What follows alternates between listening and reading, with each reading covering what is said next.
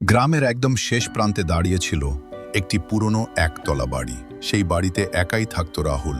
চাকরির কারণে শহর ছেড়ে সে কয়েক মাস আগে এই নির্জন জায়গায় এসে উঠেছিল। চারপাশে বড় বড় গাছ, রাতে প্রায় কোনো মানুষের শব্দ শোনা যায় না। প্রথম কয়েকদিন সবকিছুই স্বাভাবিক ছিল, কিন্তু একদিন রাত ঠিক ৩টা বাজতেই হঠাৎ তার দরজায় ঠক ঠক শব্দ হলো। রাহুল ঘুম থেকে চমকে উঠল।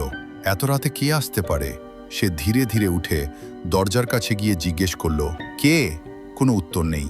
সাহস করে দরজা খুলল রাহুল। বাইরে তাকিয়ে দেখে চারপাশে শুধু অন্ধকার আর হালকা ঠান্ডা বাতাস। কেউ নেই। সে ভাবল হয়তো ভুল শুনেছে। দরজা বন্ধ করে আবার ঘুমিয়ে পড়ল।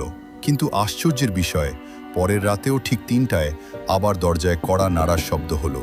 এবারও একই ঘটনা, দরজা খুললে কেউ নেই। এভাবে কয়েক রাত ধরে একই ঘটনা ঘটতে লাগলো। প্রতিদিন রাত ৩টায় দরজায় ঠক ঠক ঠক ঠক শব্দ হয়, আর দরজা খুললে বাইরে কেউ থাকে না। রাহুলের মনে ভয় ঢুকতে শুরু করলো। একদিন সে পাশের গ্রামের এক বৃদ্ধের সাথে কথা বলল। সব শুনে বৃদ্ধের মুখটা হঠাৎ ফ্যাকাশে হয়ে গেল। ধীরে ধীরে বলল, এই বাড়িটা আগে এক লোকের ছিল।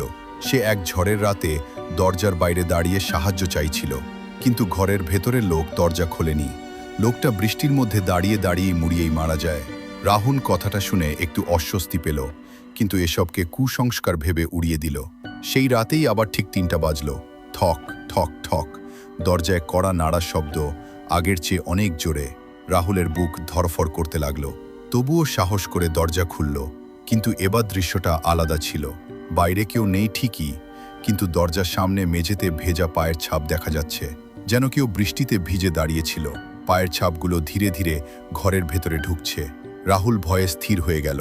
সে দেখল পায়ের ছাপগুলো এক এক করে ঘরের ভেতর এগিয়ে যাচ্ছে, ড্রয়িং রুম পেরিয়ে সোজা তার শোবার ঘরের দিকে। ঘরের বাতাস হঠাৎ বরফের মতো ঠান্ডা হয়ে গেল। পায়ের ছাপগুলো ঠিক তার বিছানার সামনে গিয়ে থেমে গেল। তারপর হঠাৎ ঘরের ভেতর থেকে শোনা গেল একটা ভাঙা কাঁপা গলা, আজ দরজা খুলেছ। রাহুল ধীরে ধীরে পিছনে তাকালো, কিন্তু সেখানে কেউ দাঁড়িয়ে ছিল না। শুধু ভেজা মেঝেতে আবার নতুন করে পায়ের ছাপ পড়তে শুরু করলো।